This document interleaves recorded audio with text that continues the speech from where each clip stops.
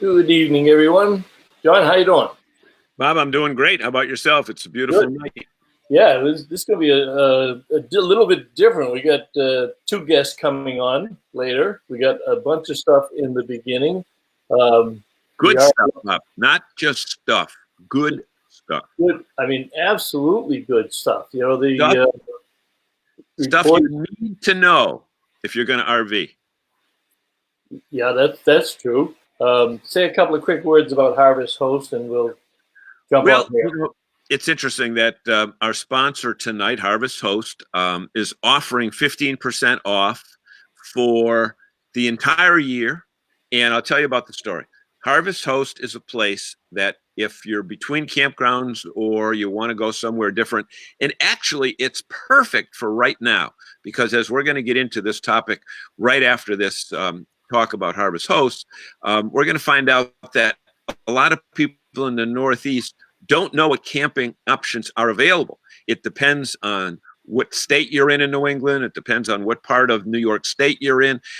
All that stuff is all hopefully going to get resolved very soon as we come out of this COVID thing. However, what you can do is to join Harvest Host. Again, save 15% off. Just use the code NERVDA, and you can stay at a real cool place like a winery, a farm, a museum, or a golf course, and it's free. Now, you pay the membership fee once, but you can camp 365 days a year for no additional cost at Harvest Host. So go to harvesthost.com, and when you sign up, there is a promo code NERVDA, save 15%. You'll be glad you did. Which segues, Bob, very nicely into the fact that you've kind of been the ringleader in letting people throughout the Northeast, not just Oops, we lost your voice. ground industry. I got it right the third time. You just froze up a little bit, but that's all right. Yeah, the industry itself has been getting phenomenal press, and a lot of information is coming out in advance of the My Camping Dream promotion, and also the Go on a Real Vacation that broke this yesterday from Go RVing. So first, let me welcome Reini Leberger from Bradford RV and Walter Swenson. Good evening. Ed Laturco, good to see you. And Jerry Plant from Majors RV for starters. But this week, actually last week, KOA introduced their special report, which they went back to the marketplace after they had the first report ready to survey consumers after the post-COVID ID pandemic. And all of the reports, all of the indications from them are it's going to be a great camping season. Reservations are going to be way up. And then last weekend, many of you may have seen the article in the Wall Street Journal that was phenomenal. It was 4 pages. John, you got it probably sitting over there somewhere, that talked all about the RV industry and why it's the best thing to do after the pandemic is over. When people get back on the road, they're not going to be doing the cruise ships or the airplanes. That was a phenomenal response from there, to have those people have that kind of coverage. And consequently, a lot of the media within the RV industry picked up that Wall Street Journal article. And then just yesterday, Thor Industries did their own 2020 North American RV Consumer Survey report. Again, everything positive, and they took the pulse of people after this thing hit. And I can tell you, in going around and visiting with our dealers, they're making record sales given the conditions. Some of them are actually ahead of their numbers from last year, and that's after practically being closed down for 6 weeks and being able to sell only electronically over the phone. It's kind of crazy. Well, the crazy part about it is that I know when you were up in Maine last weekend, one of your dealers that you talked to up there sold 17 units over the weekend, which is absolutely, considering the fact that with RVs, you don't necessarily look at them in a catalog. You really have to come in, you even have to sit down and touch stuff and figure out, is everybody going to fit in it? However, the interesting part about the Wall Street Journal story is that their surveys or surveys that they quoted said that only 14% of Americans were satisfied or felt comfortable in flying on a domestic flight, and only 17% of those same people tested, shouldn't say tested, polled, tested, Yep. we've had enough Yep. testing, right? 17% felt confident in going into a hotel or motel. So Yep. put those two figures together and it spells RV. And we talked with actually with Sherry Fuller on Sunday, and you couldn't get in her driveway on that particular day. We were at Flag RV today. Same thing. People are coming in. They're not looking. They're buying. That's right. And we'll check with Chris and Jason to see if they're seeing that too. But there are people buying RVs over the phone, or they're just coming in and saying, "Show me this, show me that." Okay, I'll write you the check, because that's my living for the next couple of years. Mark, these are new RVers, new people to the industry. Right? Talk about Bailey's. Talk about Bailey's there. Huh? Yeah. Talk about Bailey's. I just want to recognize Mark Polk and of course Riney says, same here. Phones and internet leads are very busy. Mike Pelchett from IRV2, welcome. Let me get these two out of the way. I'm going to bring our guest up. But Bailey's this week sued the state of Maine, another campground, 2 restaurants, because of the 14-day quarantine post. And then 2 days after he sued them, the governor relaxed the regulations, but the Maine campgrounds can only take Maine residents. And all of us from out of state, if we go up, have to be there for 14 days to quarantine. And then they just formed another group within, and I think it's separate from the Maine campground owners, but there's a group of people that they're calling it maine.camping.com, and it's to get people in Maine to come to the campgrounds in Maine and stay local this summer. Billy up at Loons Haven Campground is coordinating it. They had, as of about 4 o'clock this afternoon, 18 campgrounds sign on board there. I'm going to put all this stuff in the notes because it would be impossible for us to give you any kind of a report on these statistics that we're seeing coming from Thor and KOA. Right. But Bob, I think it's important to note that you went through it quickly because we've got a lot of news and we've got great guests showing up. And but with right now, we've got so many people from Massachusetts that are ready to get out of town because Massachusetts campgrounds don't open until Monday, which is absolutely ridiculous that they couldn't have said Friday, because who's going to go Monday and not even stay the night? But anyway, if I heard you right, if you are a Massachusetts resident or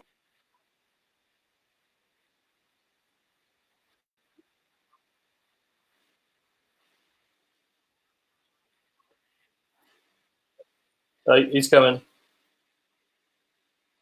I cut him off. He's having a little bit of a network right now going through that. So that's 14-day quarantine. Yep. All right, let's introduce our guests while I find them down here in the bottom tray and bring them up. We don't want to call them twins, although you might think they're twins, but there's about 60 months apart between them. We'll let you guys figure out who the older one are, the younger ones. But when you talk about family businesses, one of the top names to come to mind in the RV industry. And you know what, Bob? We are very blessed in New England to have so many family-run and family-owned RV dealerships. And joining us today are the Andros twins from Hemlock Hill. How do you get twins 5 years apart? Well, I don't know. Because they look it. They look it. They're going in the WWF together. They're going to be called. So for those of you who don't know them, it's Chris Andro on the left and Jason Andro on the right. Chris, Jason, welcome and delighted to have you here. Chris, tell us a little bit about the family business. Well, hey, Bob and John, or otherwise known as Bobby Z and Johnny D. Before I tell you about the business, thank you for having us on. We're very honored to be part of this this live event. Oh, yeah, time out. I hope that you are going to mention the third member of the triumvirate. Oh, we'll get there. Okay, good. Okay. Just because I don't want to see family lawsuit breaks up dealerships. She just joined, by the way. Oh, there she is. She's on there. She's on there. She's She laughing. happens to be on, right? Yeah. But I want to thank you for having us on. And you guys, first of all, you guys do a great job getting the Go RVing word out, and campers yourself and like myself and like my brother, we understand the way of life, and promoting the way of life and trying to get people to understand what a great way of life it is great. And you guys do a great job. Thank you very much. Thank you. Thank you. You read it exactly how we wrote it. Yeah. Oh, yeah. Wait. Yeah, I got it. Kessler, what are you here. Kessler joined us. 12 minutes late. He had pork chops, mashed potatoes, and green beans. Nice to could join us, Rick. And I hope those 2 dams that flooded aren't anywhere near you. I think you're in southern Michigan. So Thank you for joining. Well, it all rolls downhill, right, Bob? Yeah. Hope it doesn't get to Elkhart. We don't need any more problems. Yeah. Okay, so Chris, you were telling us a little bit about the history of the company. Well, Hemlock Hill was formed by our father in 1976, actually, as a campground. Our father was a school teacher and looking for additional income, and bought a piece of property that was a previous campground called Scotty's that was condemned, believe it or not. And I don't know the time frame, but I think it was around January, and by May 1st he had it up and running as a small 40-site campground, and it grew and grew and grew. And Bob's gone. And so I'm taking over the show. It's us now. Yeah, there we go. Three amigo. So ultimately, he started selling campers out of the campground, and that's when Jay is about 5 years younger than me, so I don't know how much he was working on campers back then. But I remember starting to wash trailers in 1985, and then from then on out, it just kind of grew. I went off to college, came back, and came to work for the company full time, and the rest is kind of history.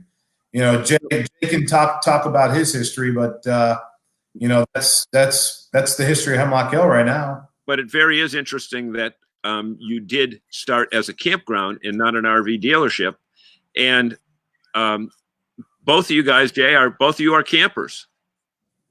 Yeah, my camper is going down to Warden's Pond Campground in Wakefield, Rhode Island on tomorrow morning actually. And Jay, when do you bring yours down? Unmute Jay, Bob. Unmute Jay. Well, Jay, I think he's bringing his down on Saturday. Okay. And does that building still exist, Chris, or is that? I'm on now. There we go. So Jay. So what you're looking at that building, that was our second location, located in New Milford, Connecticut. Yeah. And again, history. My dad likes history, and that building used to be called Maxim's RV, and at one point that building was the #1 Prowler dealer in New England. Prowler dealer. Prowler. That was way back. We're gonna give Jay a chance to talk. All he said was, "I'm on." Go ahead. Well, I was gonna say it's now a strip mall. Yeah, now it's a strip mall. Right. As long as it's not a strip joint. Maxim's could sound like one of those though, too, isn't it? Yeah. So you know what? You guys don't have service as a sideline there. When you walk in, that counter hits you right in the face, because service and parts are really things that you need long after the sale is done. Certainly. I mean, you have to have a good service department. You have to have a good support system for your customers. And, we try very hard. We have a lot of certified trained technicians, properly trained service advisors. good knowledgeable part staff. You know, we have a nice stocked inventory of parts. Just this week, we really started getting very busy with customers, and it was nice to see a lot of people coming in, you know, buying fix-it parts for their campers, getting their toilet paper. We still have toilet paper and all their accessories to go camping. But do you have pasta? Why are the shelves bare when it comes to pasta? Yeah. Let's go back to making our own. A lot of Italians in Connecticut. DePietro doesn't have to worry about that because nobody runs out of Chef Boyardee. What? Look on the screen right now, ladies and gentlemen. You're seeing history being made. 4 outstanding citizens of Italian descent. Yeah, there you go. We must be breaking some type of law. Without guns and brass knuckles, too. I had to put those away. Yeah, we can say it. We can say it. You touched on something, Jason, about how busy you are, and everybody seems to be busy, and I just don't hear anything negative out there. But what's exciting you right now? Because we're still in the middle of this shutdown per se, and the states are starting to open. What trends are you seeing? What are the people saying? Well, I mean, obviously we were slow a couple of weeks ago, and you know, you're starting to see people come out, get their campers ready. You know, they're de-winterizing now for the first time and buying some fix-it parts and, you know, some accessories and supplies to go camping with. You know, the phones really are starting to light up, and customers are bringing units in for service, which is nice. You know, it was a little slow for a while, but now I'm excited that the work is starting to come in. So, Chris, let me ask you a question along those same lines. When we were talking about that Wall Street Journal story, we hadn't brought you up yet, but have you seen an uptick in non-RV owners coming in? In other words, first-time lookers coming into the store in the last few weeks? You know, John, that's a great question, and the answer is emphatically yes. You know, the normally this time of year, we typically get a lot of trade-ins because people have gone into their campgrounds, they've opened up their trailers, they either got ravished by mice, yep, branch fell through the roof, you know, those kinds of, they pull it out of storage, and you know, wife says to husband, I don't think this is going to work for us anymore, and they go and buy another camper, we get a trade-in. We're just not seeing it. We're on a very good clip this month, just like everybody else, but the amount of trades are not there. And that's an encouraging thing, because I think what's happening is that bringing new people in. And look, John, you travel, I travel quite a bit for our industry and for our business. And I don't want to get on a plane right now. I'm sorry. I just don't want to. Well, I think, you know what? It just means I don't want to right now. Yep. It just showed that study that the Wall Street Journal quoted as only 14% of the population is comfortable getting on a domestic flight, let alone a European flight or a flight to the Far East or Mid-East or whatever. But so are people coming in, and you can tell they're first timers because they say, you know, we're looking for the first time. But does that mean that you have to do a lot of educating about the difference between an A, a B, and a C? Or have they kind of done their homework through the internet and then come in and say, I want a certain type? So, you know, there's so much homework done online prior to the pandemic, but the pandemic has inspired 10 times more. So they're actually pretty educated, but John, really, our dealership is so, this pandemic really posed a challenge for my sales folks and Jay's service folks. And, you know, we're very process driven, because the most important thing to us is the experience the customer has when they come through the door, whether they bought from us or not. And we really just don't want to give the industry a black eye. And that's very important to me and very important to Jay and very important to the value of our dealership. So we spend a lot of time talking with our customers and learning where they want to go, how they want to use it, what they're going to do with it, what they tow with it, where they're going to park it, where they're going to store it, how many people they got to sleep. You got to know all those things. And and the folks coming in that are new. I always train my sales folks. I'm like, do you ever see a guy walking on the beach with Bermuda shorts, a Hawaiian shirt, the white strip across his nose, and the black socks, and he's on the beach looking where to go, and he's totally lost? Well, that's what a new buyer feels like when they walk into any dealership, not just ours. So it's our responsibility to make them feel comfortable and welcome, and I hope we achieve that. I mean, that's our goal. Let me just get Rick's point here, because I think you kind of answered it. Kessler wants to know regarding being busy, is people who were going to buy but couldn't, or are you seeing pandemic people? I haven't seen that before, Rick. Looking to buy an RV, aka is this busy time short-lived? So it took him a while, but he got to his real question: is this a blip, or are we going to see a longer-term result of this?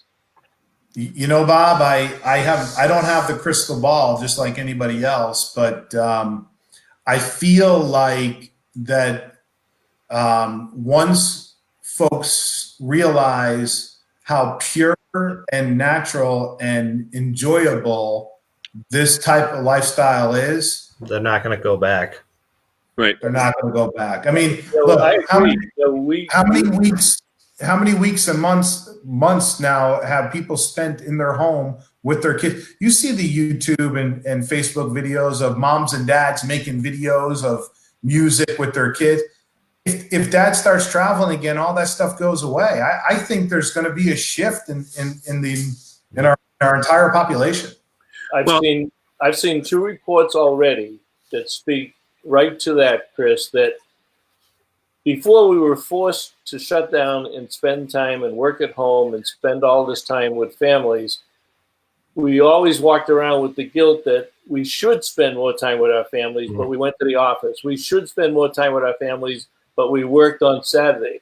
It's been long enough now that people realize what they have missed, and they are not going to want to go back there. A lot of them will continue working at home, but a lot of them understand now what they have missed. So if there's a silver lining in this thing at all, and that's from psychologists, they're saying people realize this is what people were talking about, saying you stop and smell the roses. And how do you do that? And we're positioned for that. You know, you guys know the same thing, and you talk to people all day long. I know friends with 2 or 3 or 4 kids. They go to Disney World and they spend $15,000 for a week at Disney World. Yeah. What are you going to get for that $15,000? You can buy a camper. Go ahead, Yep. Jason. You're right. Buy a campground. You can buy a camper. Right. Yeah. Bob, along those same lines, let me ask Jason this question here, because at the start of this season, you know, January, February, March, all the studies show new shipments are down a little bit. They're off 8%, 10% from record years. Okay. Were you seeing people prior to March 15th? Let's just use March 15th as our date. That were bringing in units that were older and keeping them longer because they didn't want to buy because of what they thought may be an economic. In other words, in the back half of the building, was the age of the unit higher than it would have been 5 years ago?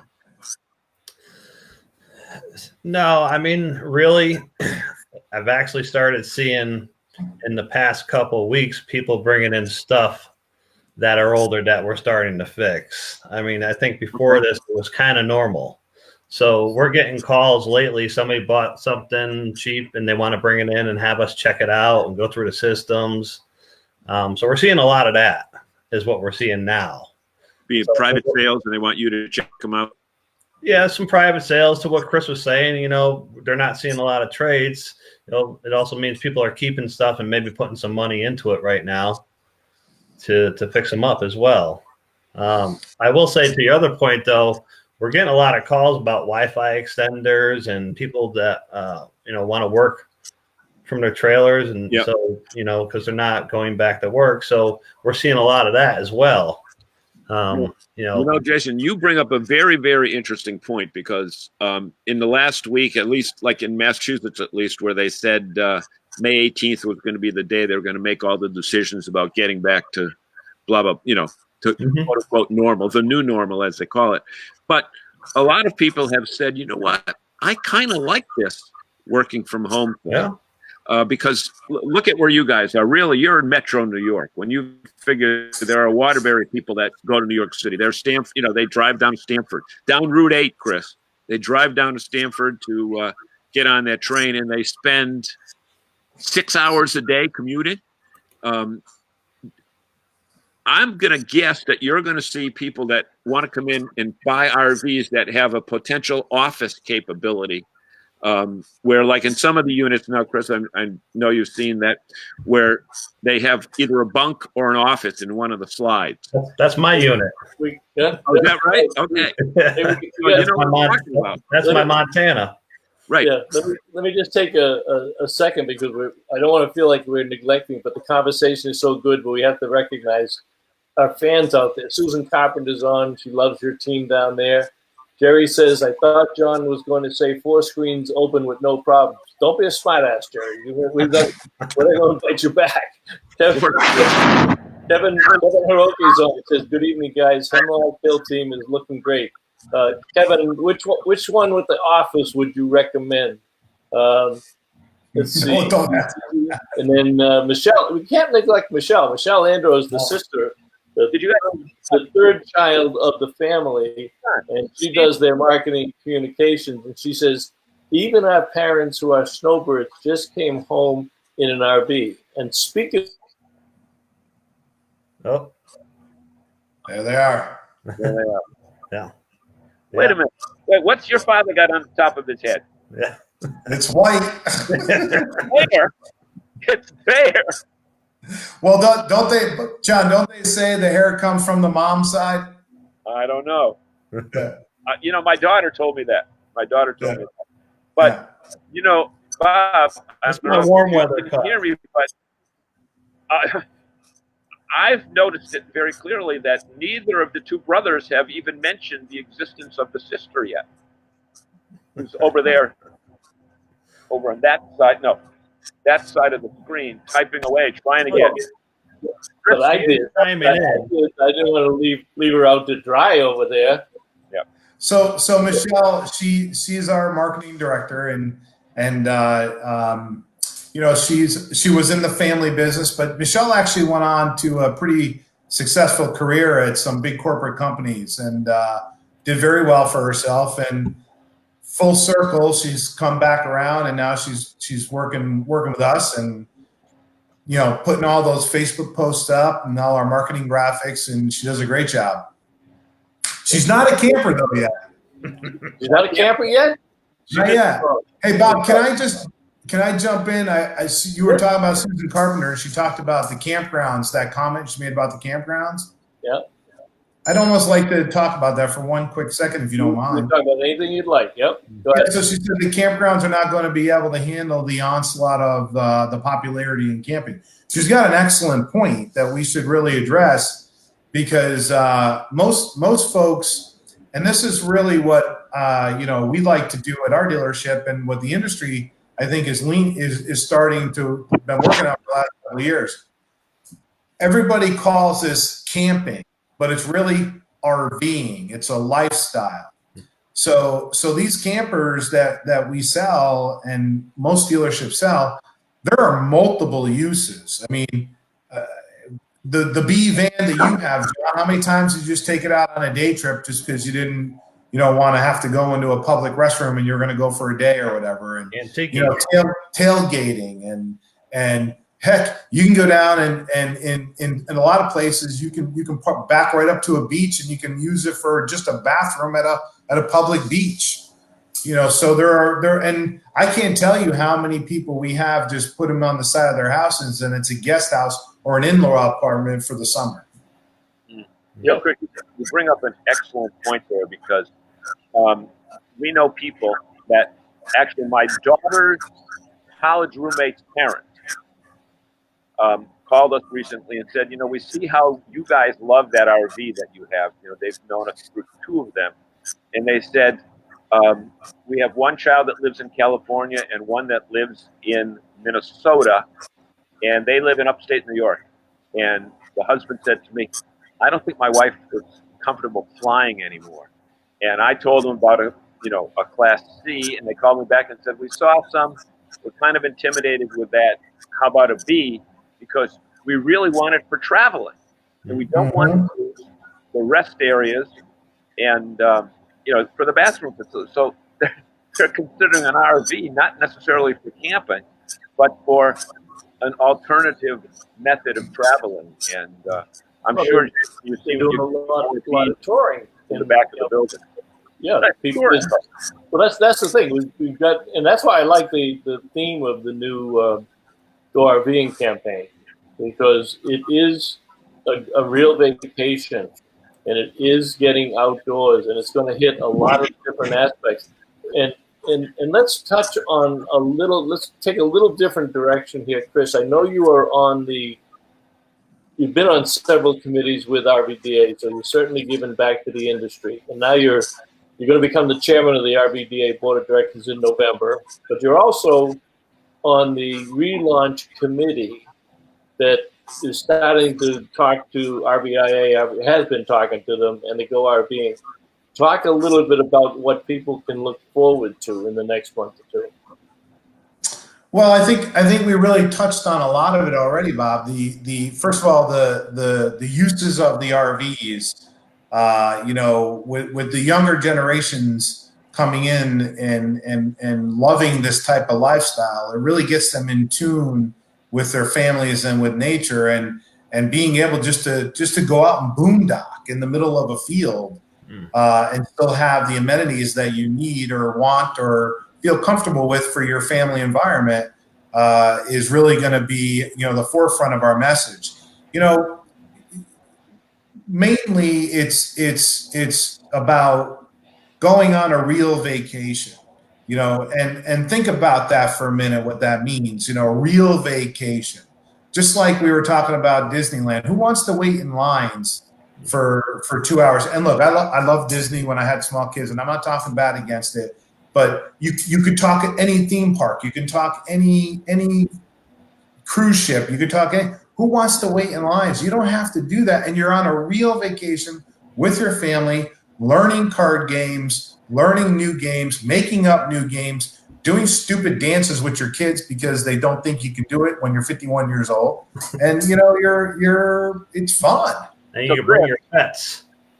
You can bring your pets. You can bring your pets. Yep, if you bring your pets, and Audrey, I'm sure Audrey Foley wants to talk about that. But Audrey, well, let's get in Audrey and Walt here.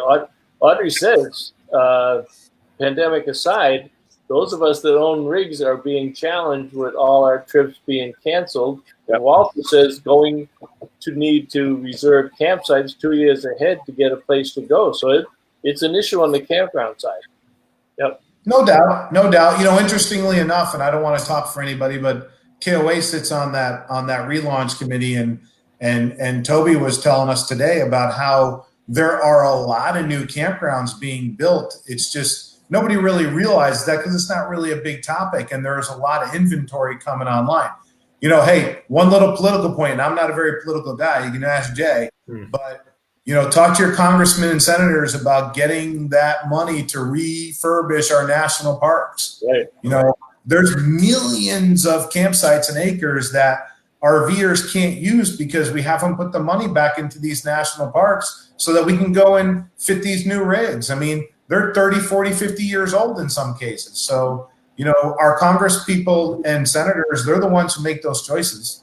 Well, that's a good point. That's one of the things that the industry does extremely well. And, we have all the caucuses down there. We have Industry Week, the first week in June, which I assume is I haven't even seen anything on that, where it stands this year, but where industry executives go down and they speak to their senators and their representatives. So we have a high presence in the Outdoor Recreation Roundtable and what people do. Because like you said earlier, it's nice to sell the RV, but it's the experience of what people do with the RV that allows us to be successful in that experience. another important point that we touched on but didn't really get into, and I think Michelle mentioned it, who wants to spend long lines in Disney or at the airports or sit in traffic?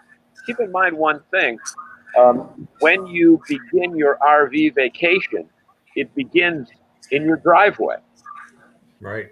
You know, once you check to make sure you got all the kids, and then you remember, when you're 10 miles from home and you remember what you forgot, and you have to go back, and one person's blaming the other. But the fact is, today, young kids, from 3-year-olds on up, are engaged with electronic games and other games that they can play. And go to an airport and look at a family with 3 or 4 young kids trying to get through TSA lines, trying to get trying to get your bag checked, trying to get with the carriages and the kids and the this and the that. Well, and there's another part. Babies over the shoulder. Well, there's another part of this. We are not, and I want to make sure people understand this. We as an industry are not turning our back on the pandemic. And we are not saying that this is a very serious situation for people who work, people who are home. Because even when we go camping, we will have the mask on, we will have social distancing, but we'll be on the outside. That's where we want to be. We don't want to be stuck in the house. So as these campgrounds gradually open, and that was a big point that Tom Bailey made when I did the story on him on Friday about him suing the state. He said, look, I'm doing everything the state wants. I'm doing it better. My bathrooms are cleaner. My grounds are cleaner. We have our masks. I just don't want to tell somebody that I have to lose the reservation and give them money back because they won't come up for 14 days, or they call up and they say, I'm not going to quarantine for 14 days. Yes, you'll spend more time in your camper. You'll spend more time on your deck. But guess what? That's what has been fostered by all of us spending 6 weeks at home with our family and our loved ones, saying, hey, you know what?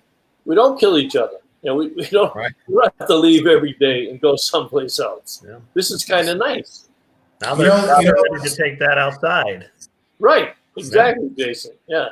To that point, Bob, my girlfriend is very, very much into camping, and it's this pandemic.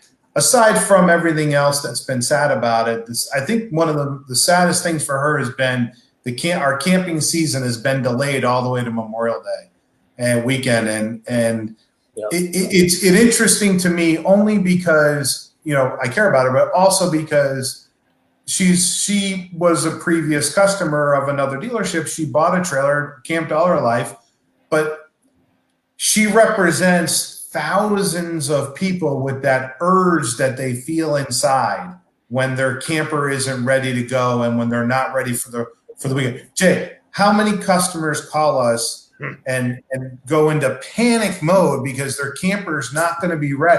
I used to joke about people give up their house before they give up their camper. Well, I always tell everybody at work is don't mess with their deadline. They got to go camping. Yep. Yeah. They got to go camp. The camper's got to be ready, and we got to get ready. And if it's Friday at 3:00, it doesn't mean 5:00 because they got to get out of. Sometimes you got to do mountains to make it happen, but we make it happen. Yeah. You know what, John? And to Jay's point earlier about all these people buying privately and worrying about the safety of their camper, they really should get them checked out, because Friday at 3:00, when you got to look at your kids and tell them the camper's broke, you can't go. That's a tough conversation. So it's important to make sure that it's ready to go. And look, we don't in New England. How big are we? Have what a 3-month window? Maybe shorter now. This year, although I think they're going to stay open. Ed Turco says RVs have been a major solution to the healing extension to homes when a family member is infected with the virus. What a self factor that is in itself. And Michelle says, I just spent 24 hours in an RV. One of you guys want to explain what you did to your sister? He was with my parents. Okay. They drove up from Florida in an RV. My parents came back home in an RV with my sister. Okay. Flying, they didn't want to fly. It's a little challenging right now. Hey, Bob, we've always said that our audience is really a major part of the show, and you brought up committee week, and as soon as you said that, Kessler and Susan Carpenter said that it's been canceled. So, okay. No, Kessler brings up a good point here. Yeah, this is amazing. Kessler brought up, he showed up on time, almost.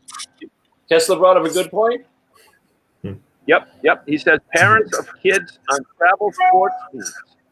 In other words, your kid is on a team like, for example, my nephew lived in Hartford, but they had to go down to Fairfield County to play one game, and then in the afternoon he had to turn around and go back to New London to play another sport. That's not bad, okay? But wish we had our RV when our kids were playing.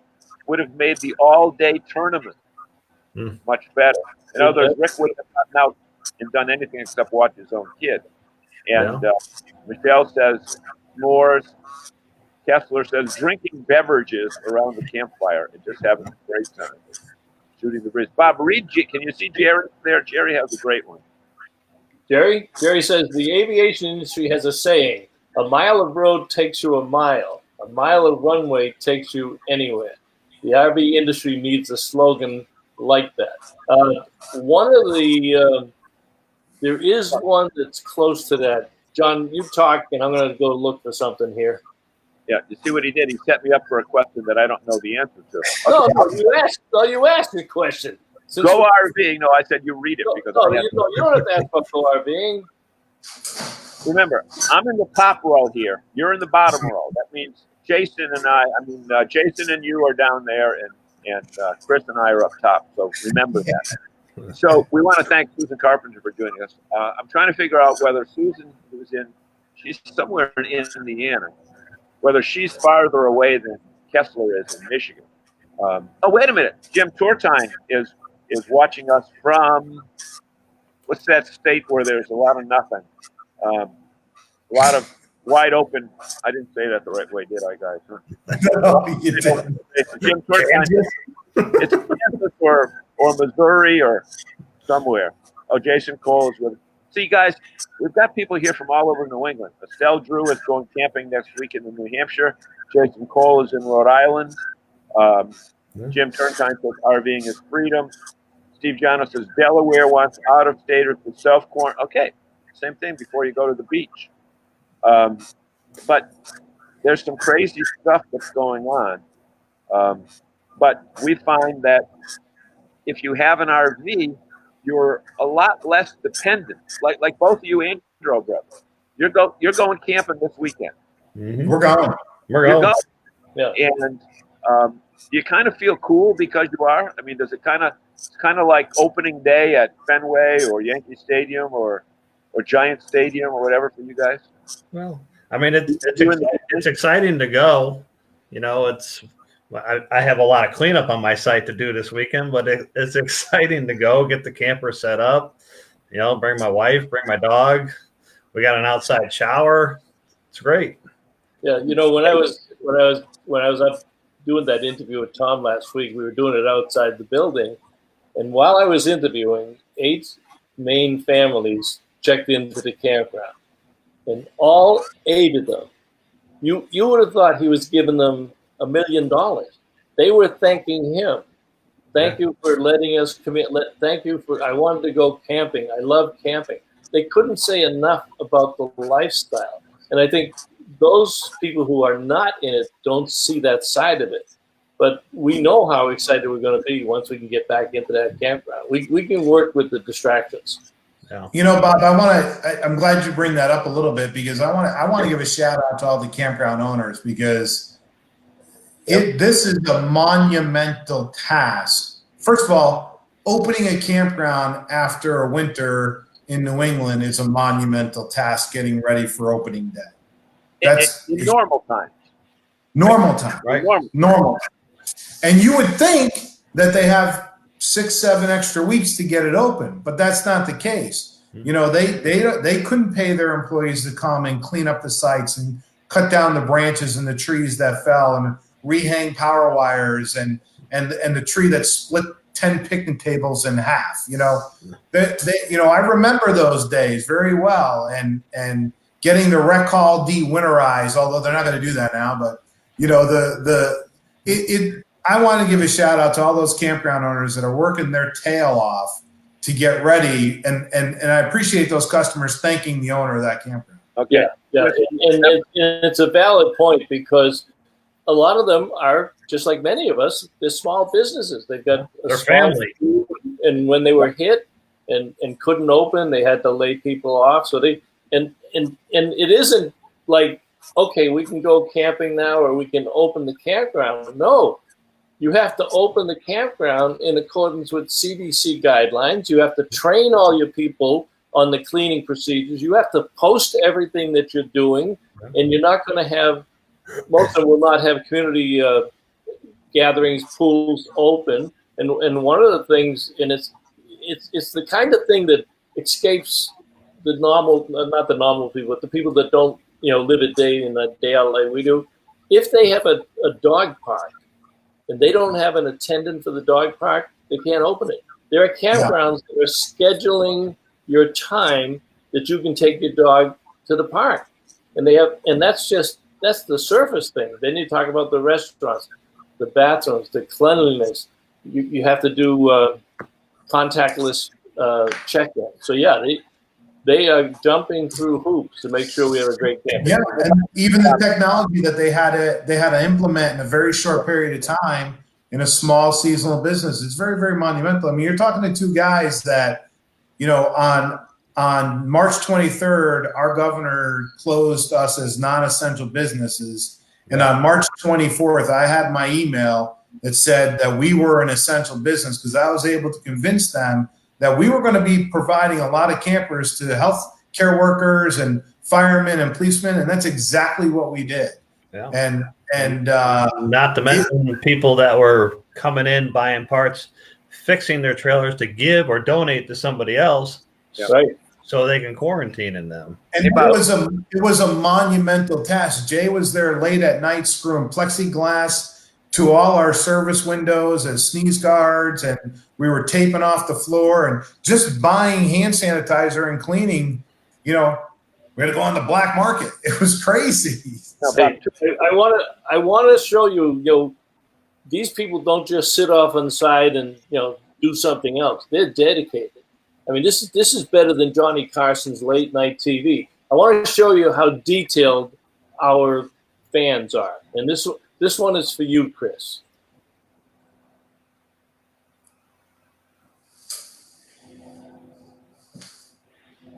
Your drink is bigger than my drink. See? Okay. Ed picked that up. Time out. What is it, Marco? I mean, what is it to Petro? But Jason, not Jason, but whatchamacallit, Chris. Yeah. Like my dad. They look so damn alike. I couldn't hear you. When that glass is empty, show them what you have on the side of that screen. On the bottle?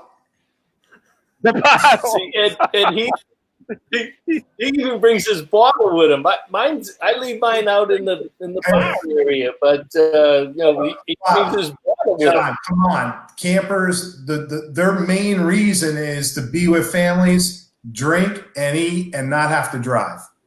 Right. Okay. And have fun. There's an important point about Maine that we need to bring up while you're talking about Bailey's.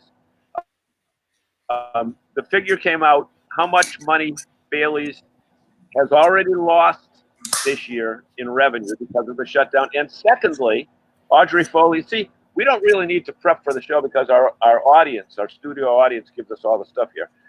They have friends that own Duval's camping place up in Wells, Maine. Their Canadian customers can't come down for the season yet because the border between the U.S. and Canada is still closed. So tell me Old Orchard, where you're at, is not going to feel the pinch. Oh, definitely. They'll definitely feel it both on the hotels and the campgrounds. Our Canadian visitors. we got a lot of restaurants up there that have both, menus in both languages. So yeah, it's going to hurt that. But the plus side of that, in that main camping group, and I've been saying it to all our fans and our Facebook pages. If you can't go, what's that, hand sanitizer, John? Water. Hey, you can drink it. But this year, people are going to spend more time local.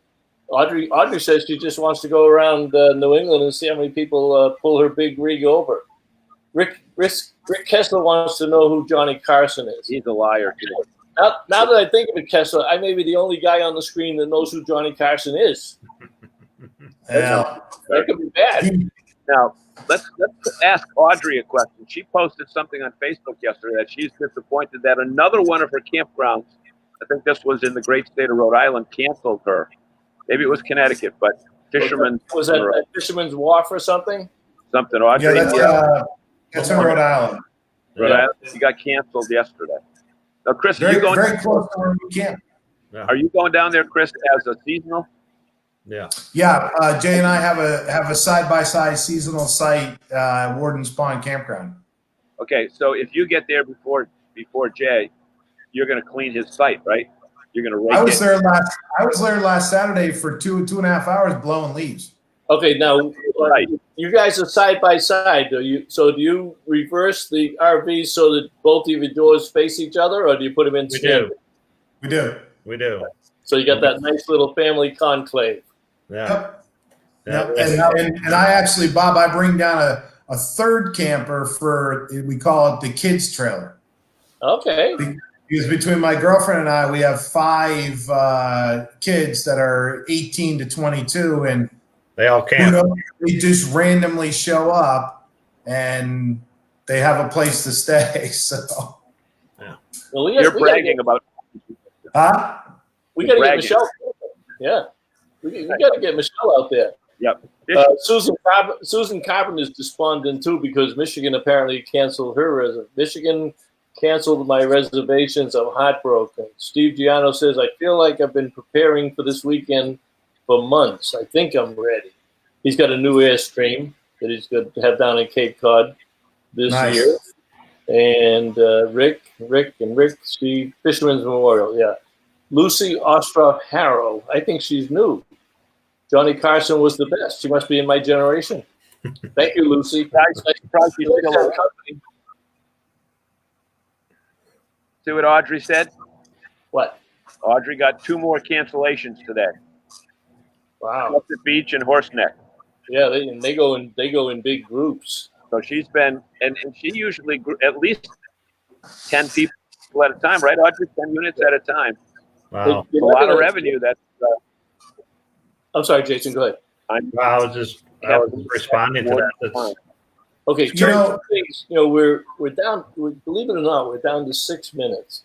2 things, Chris. I want you to speak about your chairmanship because that doesn't come lightly. Those of us who volunteer in industry associations, I've done it for years in my imaging, and I'm doing it with the RV industry. It takes a lot of time, but if you have the expertise and experience, it brings a lot of value to your peers, including your competitors. But we don't do it because of the competitors. We do it to rise everybody up, bring up all the boats. Talk a little bit about the excitement you have about becoming the chairman, because I know you've been on many committees. You've been out there, back to the early 2000s. So what does it mean to you to become chairman of RVDA Board of Directors in November? Bob, it's an honor. It's truly an honor. My peers voted me in and voted me onto the board to go through to this position. And I'll tell you, it goes by very, very quickly. And, being born and raised in the industry, it just kind of is in our blood. And it just felt right when they asked me to do it. And, I look forward to hope it, to add some value to the industry. It's not about Hemlock Hill RV. It's about Go RVing. It's about being part of a better lifestyle. It's about family values. I recently went through some changes in life, and camping brought me back to being connected with my kids, and I'm very grateful for that. So this industry has provided a wonderful life for my family and my friends. And you know, you're talking to somebody who's done nothing but RV or camp all his life. So yeah, you know, I'm pretty honored. the thing that you mentioned that always stuck out with me in my volunteer work, when you get around that board table, and you said it yourself, it's not about Hemlock Hill. And I used to have to tell them, look at, take off your IBM hat, take off your EMC hat. This isn't about your company. And if you're here for the company, then go home. Because what we talk about and the decisions that we make are for the, number one, the people who are providing the products and services, but always with the customer in mind. The things that we do, how is it going to improve the customer experience? And I know that's a hallmark at Hemlock Hill. So Jason, I'm going to switch to you because you've got fixed operations and you got the technicians and all the stuff in the back room. And sometimes we don't give that group enough credit. But tell us about the Hemlock Hill philosophy with respect to education and the value you put on customers. Chris alluded to it earlier, but I know it's a big part of your business. Yeah, I mean, we spend a lot of time training, you know, how to treat our customers right. We have a great team, and you know, like Chris said earlier, we're process driven, and I think that helps us treat our customers right. You know, how to properly treat a customer from beginning to end, make sure they understand, you know, the service they're getting, the parts they're getting, how to properly use the parts they're getting, you know, making sure that they leave properly educated of what they got, what type of service I got, I think is the most important thing. You know, so when they get out there into the campgrounds, it's, you know, one thing that Chris mentioned when we had Sandy Ellingson on, the other thing that's important with your company, I think, Chris, I think you said 40% of your people are women, and your service manager, Missy, is a real professional woman in the service department. So you are obviously an equal opportunity employer, but you recognize the role. And I know Michelle has been to some of our RVWA meetings. So whoever's the best candidate, right? Yep. yeah. Yep. And it's worked out well, you know, and just, you know, final thoughts on the industry, Bob. You know, we're in a great industry that has a bunch of wonderful partners, and you know, when you partner with somebody like Kevin Horkey or Bruce from Bank of the West, and you know these guys, Bob, you know, they're just top-notch people, and you don't find, and maybe from your imaging business, you could say differently, but you just don't find bad stuff going on. That's one of the reasons why it's so good for the families. It's a perfect point, because when I do my imaging consulting, and even when I was bringing up with both careers, I was saying we're so out of touch on the imaging side of it. We don't have, I don't know of, you know, another industry that has that kind of relationship from the customer to the dealer to the manufacturer, dealer to the suppliers, the Lippitt's of the world, the Blue Oxes, the bankers, like you say, Bruce and Alan. We do have some of the best people around. You can always pick up that phone. If you don't know an answer, you can pick up the phone. But if things start to go a little bit off track, they don't abandon you. No. They're with you all the way. There's always somebody you could talk to get that extra help. Yep. All right, I can't believe it. We're over. We're not going to stretch it over 2 hours. I know Estella's on, Laura Vale's on, and I know there's a NASCAR race on, so we don't want to bunk up against that. But I want to thank you guys genuinely. I mean, it's been a pleasure to learn even a little bit more about Hemlock Hill. You're one of our nerve members. John, you want to say anything before we give Chris and Jason the last word?